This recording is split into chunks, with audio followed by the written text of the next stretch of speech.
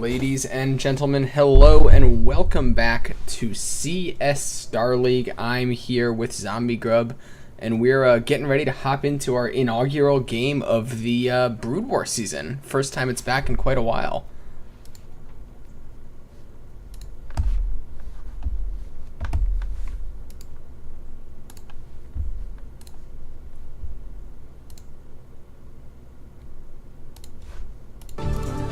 Yeah, and there's definitely a bit of a difference in, I would say probably the interest and experience of these two players. I believe one of these two guys, Jisoo, is a former CS Star League champion, and he's going to be going up against someone that's maybe a bit newer to the game, maybe a bit less experienced, maybe just got pulled back in with SCR. So it'll always be fun to see that kind of stack up that you do see in the CSL. It's not like a DreamHack or anything where every player there is going to be a top level guy. Yeah, and even then, sometimes there's the mismatches, but definitely CSL, a lot of the season, the regular season, is a lot of mismatches, yeah. And in Brood War is especially difficult and problematic because I think there is such a wide difference. That the last 20 years, you'll find people who have played and who have not played, but are interested because they played when they were kids with their brothers and their sisters, something like that. And then the guys who actually had the PC version and played on ladder and figured out how to host games. Like there's just two widely different setups here when it comes to the span of 20 years. With StarCraft 2, it's like everyone bought the game, everyone could make the lobbies, everyone knew the ladder system. So you have some people that are like, older, sure, but it's not seeming they're any better. But it seems to be that, apparently the Jisoo guy started off right as a guy that's like, I'm gonna play on ladder, I'm gonna get good. It usually means they get really good. It's funny you say the PC version because the original StarCraft, you could play it on N64. Yeah, that's what I played it on, which is why I brought it up. Well, I didn't actually play on PC for a long time. I had a college roommate, and we would play a lot of RTS games together, and the rule we figured out was I could beat him at every RTS except the N64 version of StarCraft 1. He had just had that C button movement on lockdown. I couldn't match the APM there. The C button movement, that's amazing. I didn't even know that the C things did anything in the N64 version, so I must have been truly bad. Well, we're spawning into our first game here, and in the bottom right-hand corner, playing as the orange, or the left-hand corner, I'm sorry, playing as the orange Zerg, brown Zerg? Yeah, I'm sorry, we have Jisoo. I was like, oh my god, what's happening? In the bottom left, as the orange Terran, he is King Gudetama. He's very familiar. Yes. It's the egg thing, the Japanese egg thing. Have you ever seen that? The Japanese egg thing. So it's like an egg yolk that's has a bunch of he's mostly sad because he's an egg yolk and he's being eaten and stuff. But it's a very popular brand, and I don't know if King Gudetama just really likes Gudetama. Okay, maybe we'll have to ask him after the game. But it is going to be a TVZ here. We do see. Looks like that could be a bit interesting here. And King Gudetama is, of course, the Terran, the newer player. That's an interesting choice, right? Because Terran's probably punishing, not unlike StarCraft 2. Well, so the basics of, I guess, Brood War for anyone who's coming in, not really... Because a lot of people, as I said, they played Brood War, or they played the N64 Vanilla, which is Vanilla and a Brood War, but they don't really know, the meta and all that. So there's a couple things that you should definitely know, and that's generally when you actually want to be what should I pick first to be easiest? Because most people will pick off of what looks coolest, but if you're gonna ask someone what's the easiest, most people would actually say Protoss, which doesn't differ, I suppose, too much from StarCraft 2 either in some ways. But then the most difficult would be Terran. I was actually complaining to a couple of my Brood War friends, saying I can't get any better with Terran. What's my problem here? And what's your APM? And I said 240, 250. And they were like, you should just switch races. And I was like, oh, that's harsh. Yeah, but I guess it's kind of, it can be the strongest. You can kind of push it to the limit mechanically, but it's, you have to be mechanical to do it. You're not just going to win off the back of mind games. Yeah. I mean, that's anything in Brood War, of course. If you're going to ask someone, what's your APM, and they say 20, you're just like, maybe you should play, clan War Clans, whatever the hell that the mode. Clash of Clans. Thank you, Clash of Clans. Exactly. Try to beat tempo on that. Yeah, exactly. But no, there's definitely.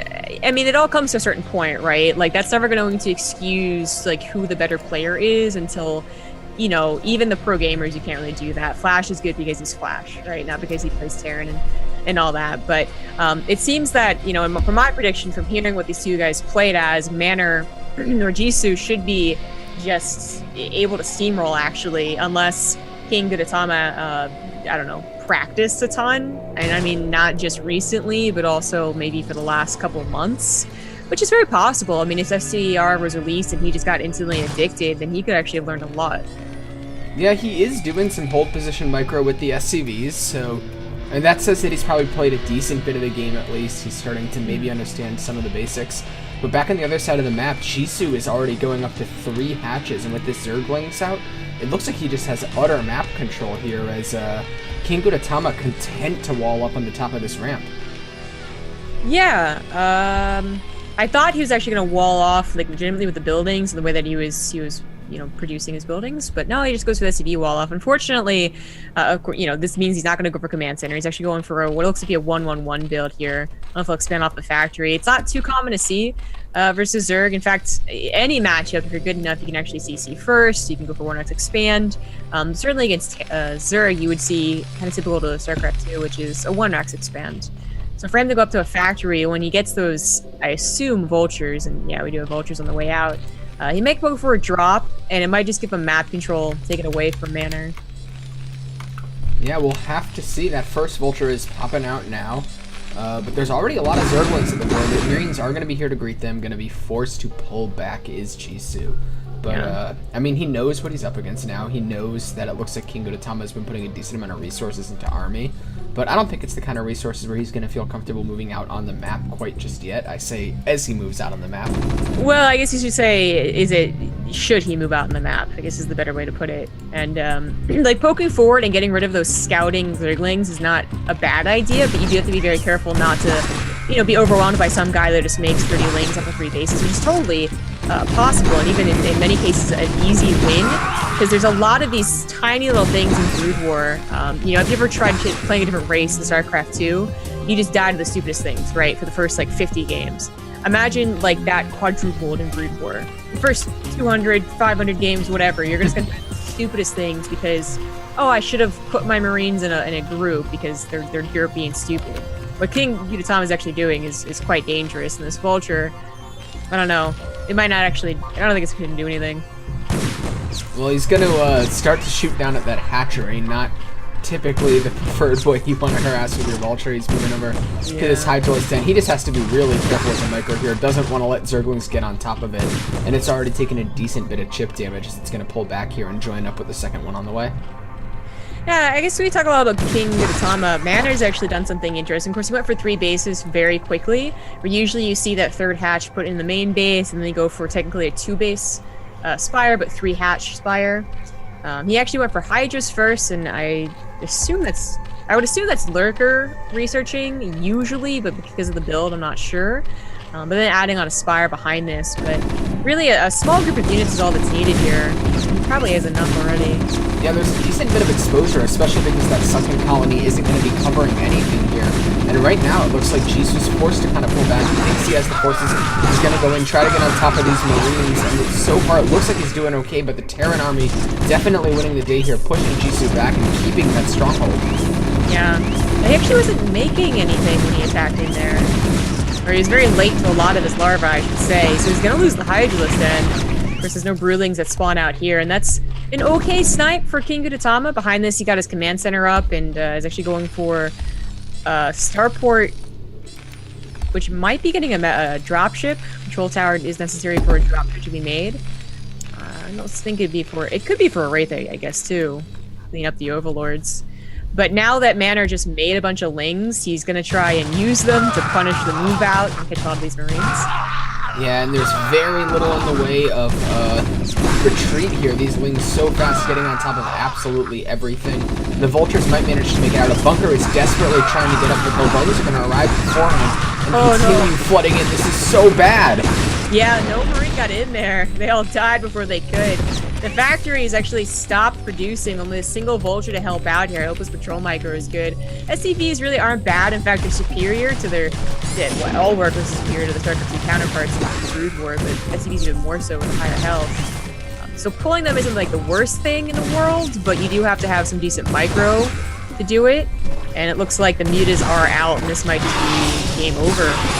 Yeah, an absolutely killing blow here. GG is called, and it looks like game number 1 is going to go to Jisoo in pretty quick order. Yeah, that was a very odd opener, honestly. Like, I know that some pros do open up a little more aggressive, but I would say most of the time it is going to be a one Rax expand of some sort, or a full committal, I should say, on like that one base. So something super cheesy like a double port Wraith, right? That was like a little in between, and getting the Hydrogen was cute and all. Obviously didn't expect the mutas. Whether he expected the mutas or not, I don't think he actually would have been able to defend against it. He wouldn't have had enough production, he wouldn't have any turrets, and mutas are really good in Brood War.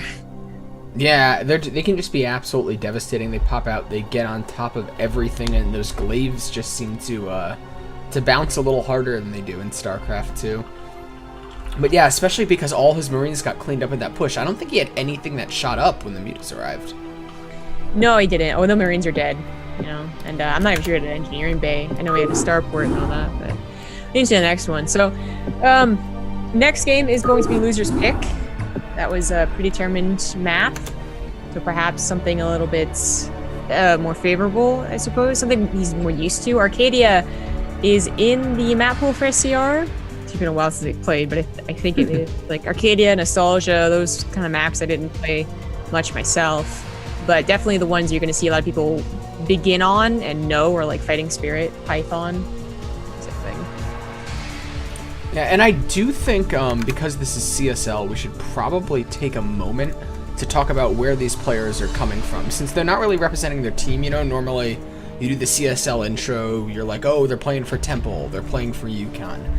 We don't really have that here in SCR because of just how the game is set up. They decided to run this as everyone's representing themselves, but it's still collegiate esports, and I think it's important to note that Jisoo is a PhD student at Texas A&M.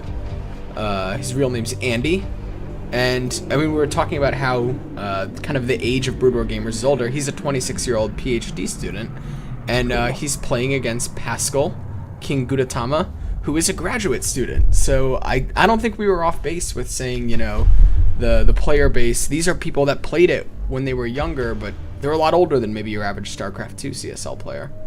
Yeah, usually the ones that are actually interested in playing Brood War are the older ones. And in fact, if you get to like the really young age, so the generation I guess below, maybe not even me, maybe the next generation below that. But anyways, I'm talking people who are literally just getting into college, right? The 18-year-olds, 17-year-olds. They might actually play one game of Remastered and be like, why doesn't this game work? Basically, you know, they don't know a lot about esports, or they don't know a lot about competitive gaming in general, but they know they like games, they want to play. They try it and they're like, what the heck is this thing? Yeah, I remember playing you know, a lot of Brood War, a lot of vanilla StarCraft 2 growing up. I remember saving up for Brood War. That was like a thing I did. I didn't know you could just steal it. Like, it didn't need a key. I didn't. StarCraft did, but Brood War didn't have a key. You could just steal it. Yeah, that actually was a big contributor to I guess popularity, and then PC bongs, of course. But yeah.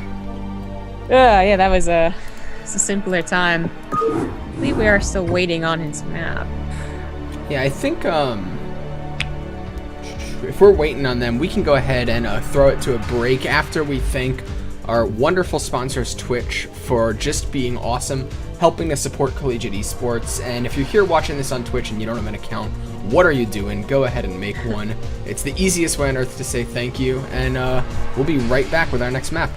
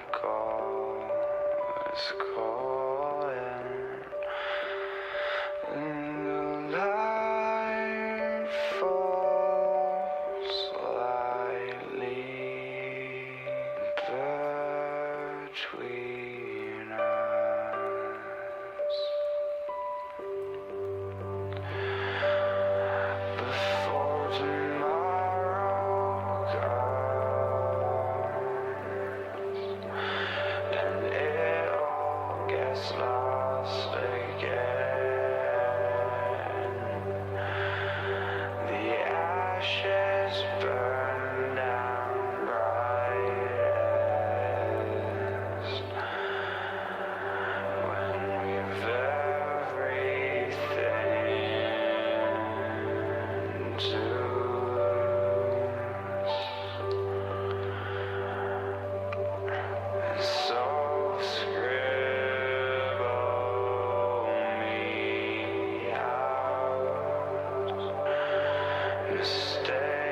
erased, forgotten. Life goes on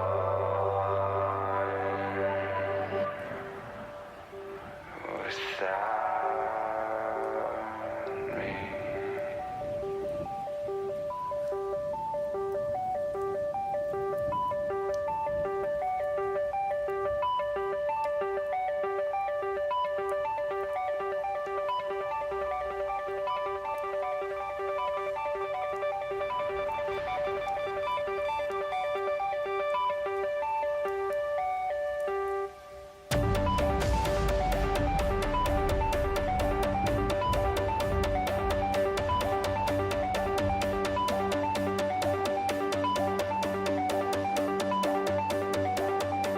But she said, trust me, these are the stories we will tell. As I stood frozen, infinite, I almost fell. But I got a feeling and my heart starts beating, a sudden rush of feeling alive. This is freedom and I won't change, I won't phase out. I'm no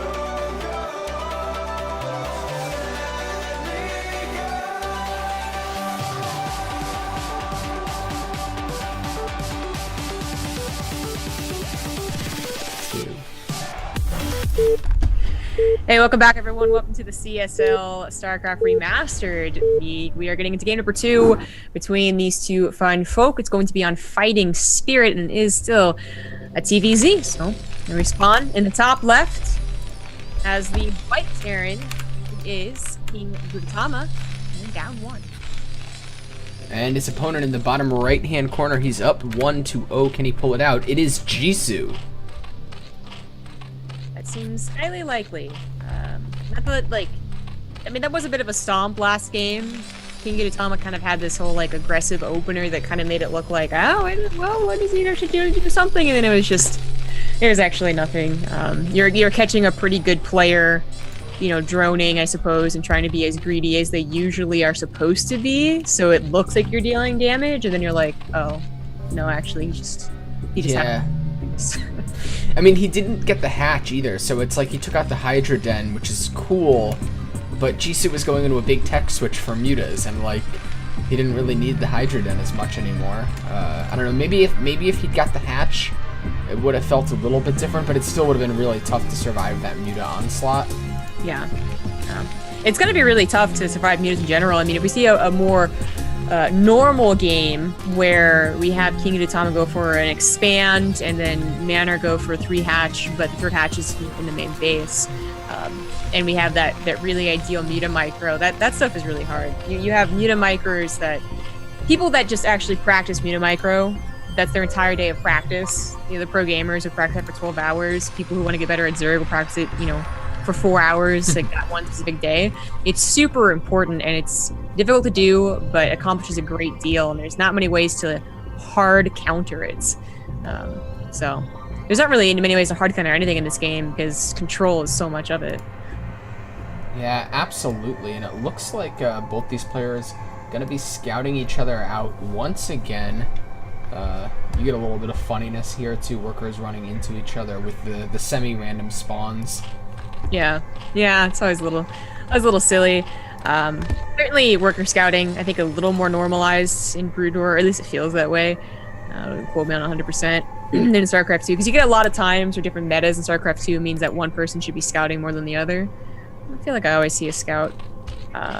But certainly, the SCV will actually have time to get in there and see if the 3rd hatch is in the main base or somewhere else. Fighting Spirit being the most normal map, the most played map, the most balanced map in the world, you should know, if they know what they're doing as well, that if you don't see a 3rd base in the main, then you just start checking towards the the regular third base, but then after that, you will check the corners because it's on a hidden base if they put it in the bottom left or the top right. That's actually just how they're going to do it, especially if they're going into mutas. So, I don't know if King Gudetama actually knows that, but he's leaving his SCV to see the drone, maybe going out to this third. Yeah, we'll have to take a look. On the other side of the map, Jisoo did correctly identify where King Gudetama was spawning. He put a little bit of harass in on that SCV, tried to slow down the early expand. But King Gudetama did have Marine come down and chase the drone away. But I think with all the information Jisoo has now, he's going to be feeling pretty comfortable. He knows he's not going to get caught off guard by any kind of funky early Marine Vulture push like in last game. Yeah, exactly. That's a big reason why he should have scouted. So it is just a 1x expand, so a little more of a normal build from our Terran player for Jisoo. It is taking this third base at this location, I think, is a bit of a sign that they could just be going into Hydras. Again, so many of the games in Brood War are muta-based, that seeing this as a third base is, first of all, it's a little bit later, and also, again, in those corners, kind of as far away as possible. You'd think that would be counterproductive. Is actually very useful. And considering that he did go for Hydra's last game first, you know, that obviously isn't too big of a leap to take for King Gudetama after the scout. Hello. Yeah, Jisoo maybe going to be poking up here. King Gudetama does have some Marines out, so he should be able to deal with 6 lanes okay as long as he doesn't get completely caught off guard here. But I think if anything, Jisoo could just be poking to try to get some more info. Maybe trying to bait these Marines to get caught out of position. And yeah, he knows he needs to turn around here. Yeah. Looks like King Gudetama does have a build order in mind. Last game was like a little bit funky and just like, you know, I think just didn't really work out the way that he wanted to, but this one actually looks pretty solid. The one thing would be to add a supply depot next to his natural command center and make sure he doesn't get surrounded by a potential lane flood, because his scouting is obviously very limited. The fact that he has an SCV actually still out in the map is actually an oversight by Manor, but one that won't probably matter so much in this league. But I was, I was talking a big game about Hydralisks and you know what the difference could be, and then I noticed that our Zerg player Jisoo doesn't really have a lot of gas, and I think maybe he had planned on going into Aspire, but then realized he didn't have the gas for it, so adds on the second one, now has the gas for it, because a Hydralisk Den can be built in Brood War on the hatchery tech. So if he was going to go that way, he could have done it at any point. Yeah, it looks like King Gudetama going to go for a push here with, he does have a medevac this time, a few more Marines than last time, so it has a little bit more punch, but Jisoo sniffs this out and gets a lane run by here. Catching one of those medevacs for free is really nice, and now it's just going to be on him to flood out some units and try to hold off this attack. Unfortunately, just not very strong. But definitely, like, the fact that Jisoo doesn't have a sunken is a mistake from him. Usually you just make one just in case he's kind of, and then if you see this attack coming, you can add on 2 more. If they get into a position like this, it's obviously very difficult to take out, but he should have enough links with the other ones coming back, but this is really still not so much a problem. Yeah, it's cute positioning. He's going to deny a lot of surface area here, but Jisoo just is power overwhelming his lanes, stringing them from absolutely every side. Able to clean it up, and I think that push was supposed to do a lot more than it did. Yeah, really a push like that, again, those sunken colonies are usually made as soon as they see it move out. Maybe they get a lane counterattack, maybe they don't. But if it sees a weakness, it sees and it goes for it, okay, that could be a game. More likely, they're defending lings or sunken colonies, and it's used to kind of control the map. You know, that's when map control kind of comes back in your favor until those mutas come out. But as it is, you know, despite what has happened, actually happening mutas at a timely manner, but there is a Spire making mutas right now.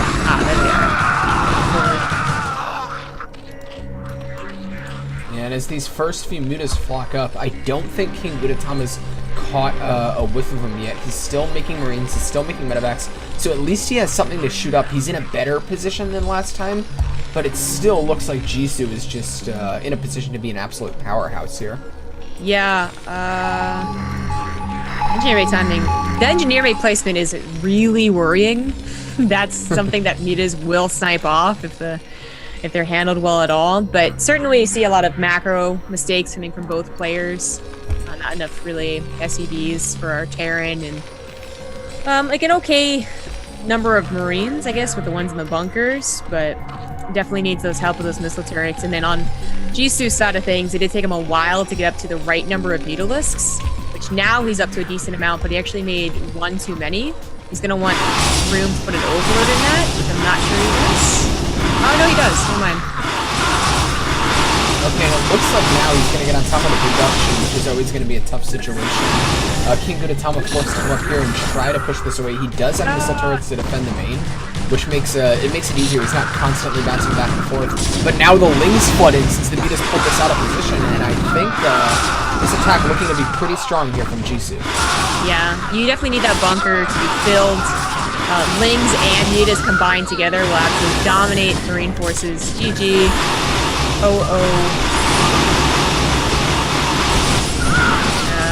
Wanhyung? I actually don't know what that means. So, yeah, I mean, I guess we didn't really mention it, but the guy's last name is very Korean, so I knew that Jisoo is Korean, but I don't think his opponent is. No, I don't know if he, I'm sure if he's playing in the SCR, CSL league, then he probably follows StarCraft closely enough to know the Korean dominance, to be like, oh. Well, yeah, that's certainly true. But I mean, usually, especially if they know that you're not a Korean, they might put Sugoyo in English, because everyone kind of knows what that means. Yeah. That wasn't that in Korean, so I have no idea what he said. Well, that will do it for us, guys. That was the first best of 3.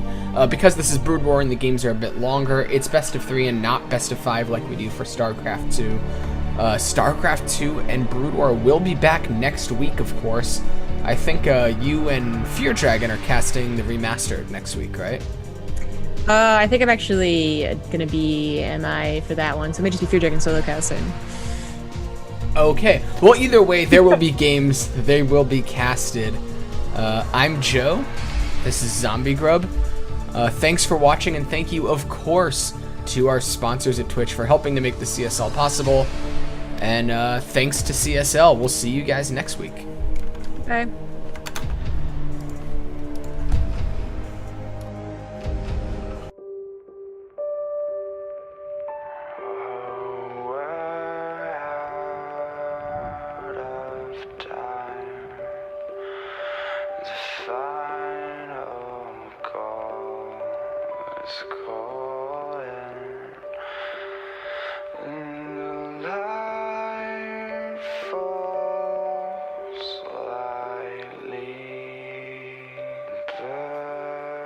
Between us,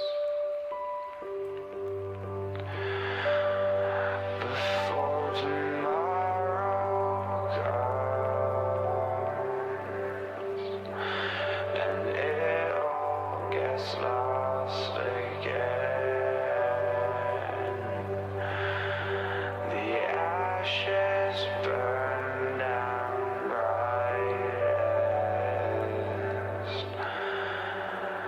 when we've everything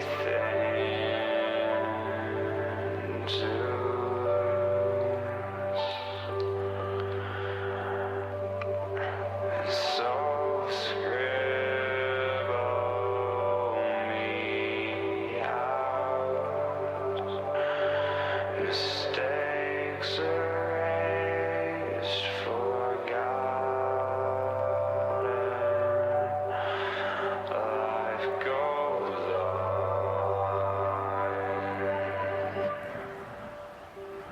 without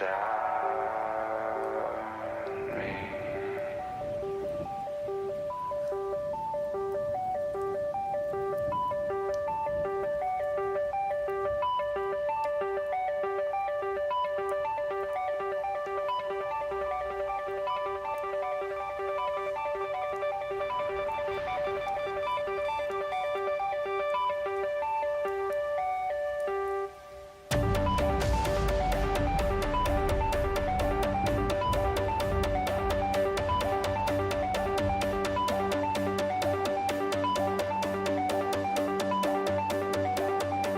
But she said, trust me, these are the stories we will tell.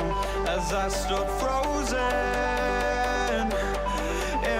minute I almost fell, but I got a feeling and my heart starts beating, a sudden rush of feeling alive. This is freedom and I won't change, I won't phase out.